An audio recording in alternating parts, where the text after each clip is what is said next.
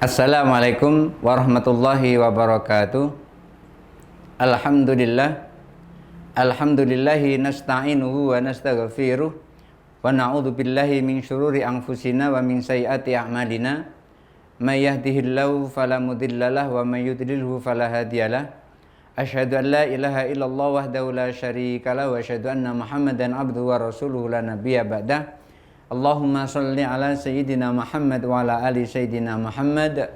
Rabbi syrah li sadri wa yassir li amri wa hlul 'uqdatam min lisani yafqahu qawli, amma ba'du.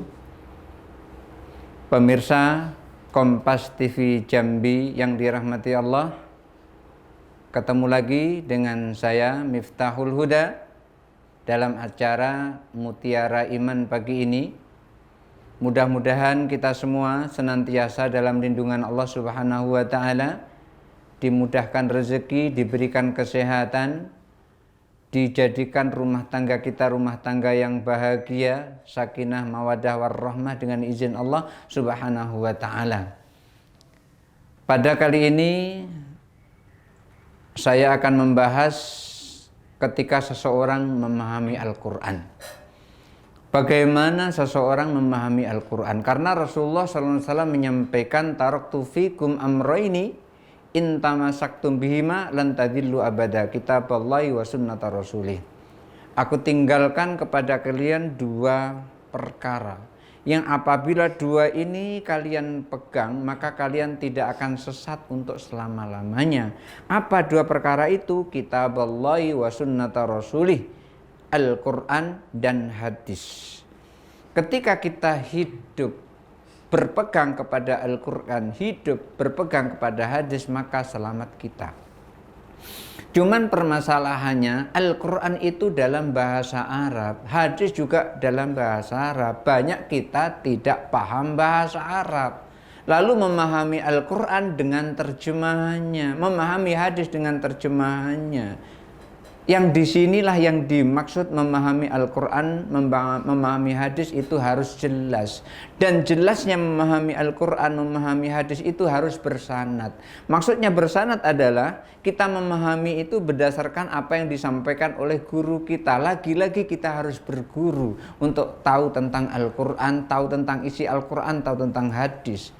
Kenapa kok demikian?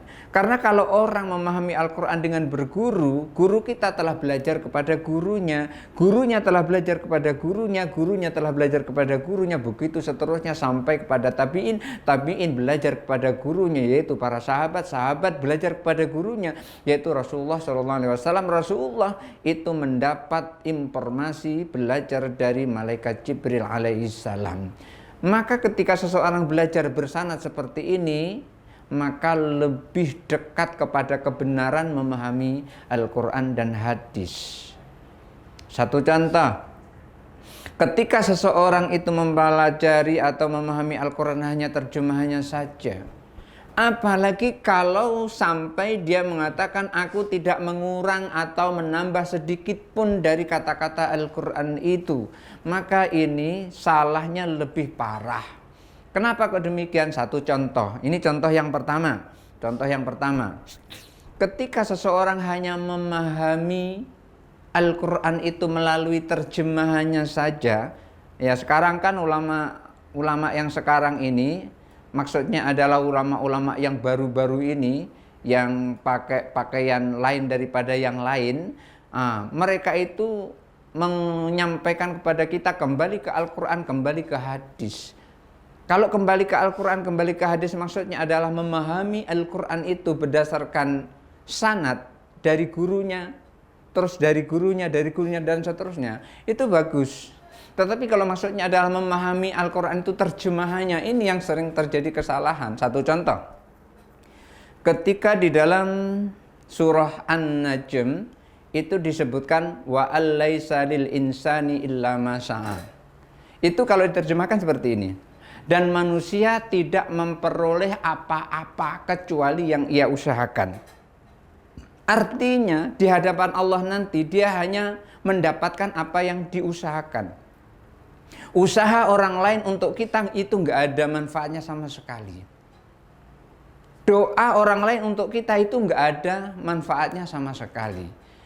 Itu kalau dimengerti dari terjemahannya, wa allaisa lil insani illa ma sa'a, dan tidak ada manusia memperoleh apapun kecuali yang ia usahakan. Lah kalau ini terjadi dan ini dipraktekkan, hukum ini berlaku, maka sholat mayat itu nggak ada gunanya. Kenapa nggak ada gunanya? Yang sholat orang, yang punya pahala mayat. Ketika seseorang sholat mayat, apa isinya? Allahumma gfir lahu warhamhu wa'afi wa'fu anhu. Kira-kira diampuni nggak dosa mayat ini? Atas doa-doa orang yang melakukan sholat tadi. Kalau berdasarkan ayat ini, maka doanya itu tidak akan diijabah, tidak akan sampai kepada si mayat itu. Kenapa demikian? Ini bukan usahanya si mayat itu. Yang memohon ampun bukan si mayat itu, tapi orang lain.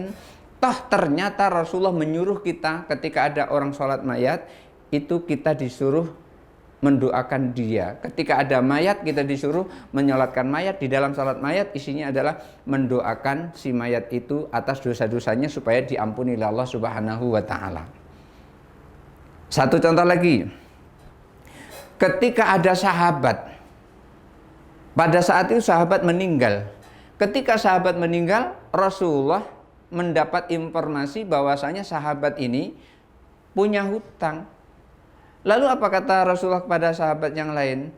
Sholatilah sahabatmu itu. Ternyata Rasulullah tidak mau menyolati sahabat yang sedang punya hutang lalu mati. Oleh karena itu, kalau masih punya hutang jangan berani mati. Kalau masih punya hutang jangan berani mati. Kenapa?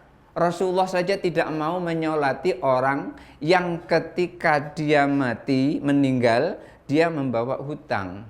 Lalu perintah kepada sahabat untuk menyolati sahabat tersebut. Rasulullah tidak mau. Lalu tampil seorang sahabat bernama Qatadah radhiyallahu an.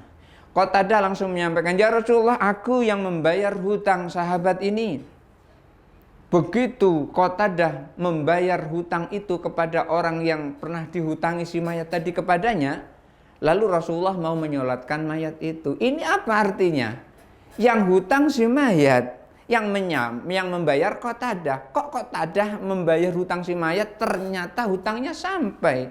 Amalnya Qatadah sampai kepada si mayat ini. Lalu Rasulullah mau menyolatkannya. Ini bukti bahwasanya ayat wa allaisa lil insani illa ma sa'a ini adalah tidak berlaku. Oleh karena itu ketika memahami ayat ini, kita tidak boleh memahami hanya teksnya saja, hanya memahami terjemahannya saja.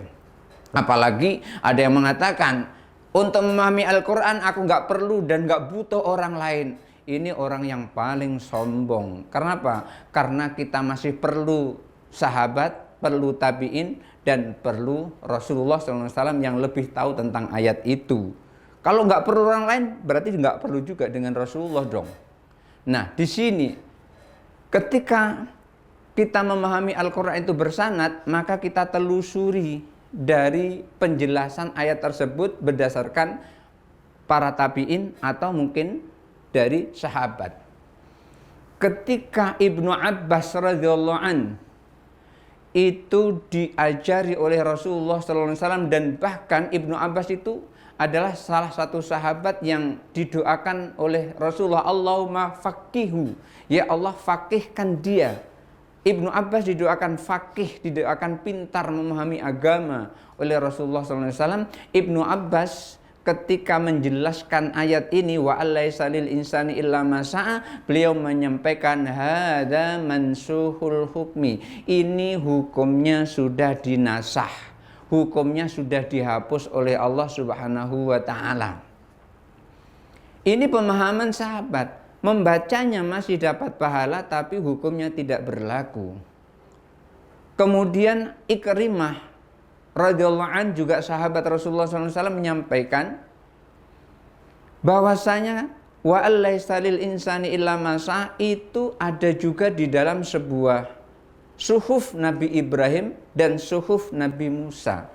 Tidak hanya di dalam Al-Quran, tapi ada juga di dalam suhufnya Nabi Ibrahim dan juga di dalam suhufnya Nabi Musa alaihissalam. Oleh karena itu Ikrimah menyampaikan ayat ini wa allaisa lil insani illa ma sa'a ini adalah berlaku untuk umat Nabi Ibrahim dan berlaku untuk umat Nabi Musa alaihissalam, tapi tidak untuk umat Nabi Muhammad sallallahu alaihi wasallam. Kalau kita memahami ayat itu berdasarkan penjelasan ulama salaf, katanya mengaku diri sebagai salafi. Salafi itu artinya pengikut ulama salaf. Kalau kita mengikuti ulama salaf, itu artinya kita harus mengikuti pendapat-pendapat, harus mengikuti pemahaman-pemahaman ulama salafus soleh. Ulama salafus soleh itu siapa? Ulama salafus soleh itu ulama yang hidup pada abad pertama Hijriah, abad kedua Hijriah, dan abad ketiga Hijriah. Bukan abad 14, 4, 5, 6 dan seterusnya. Itu namanya ulama khalaf. Kalau setelah itu bukan ulama salaf. Kalau kita mengaku diri sebagai orang yang mengikuti ulama salaf, dan kita memang sesungguhnya adalah pengikut ulama salaf. Tidak ada satupun kita ini tidak mengikuti ulama salaf. Kita semua ikut ulama salaf.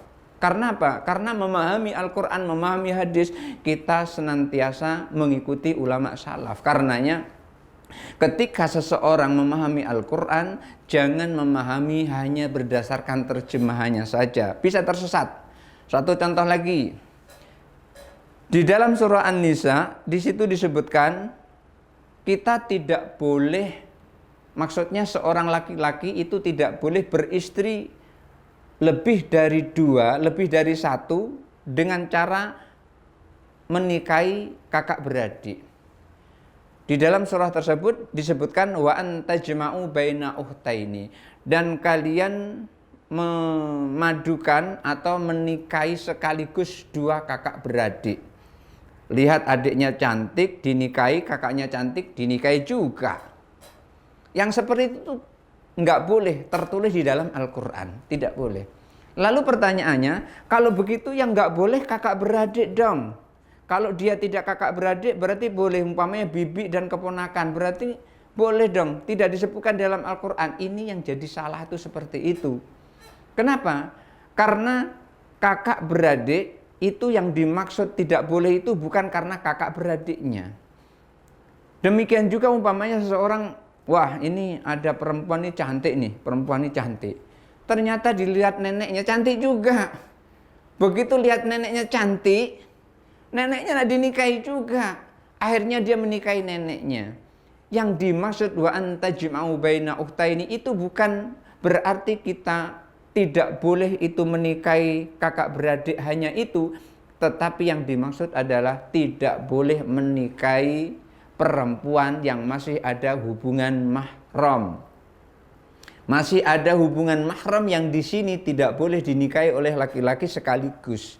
Tapi kalau tidak sekaligus tidak apa-apa, umpamanya dia meninggal, kemudian terus dinikahi neneknya, enggak apa-apa yang seperti itu.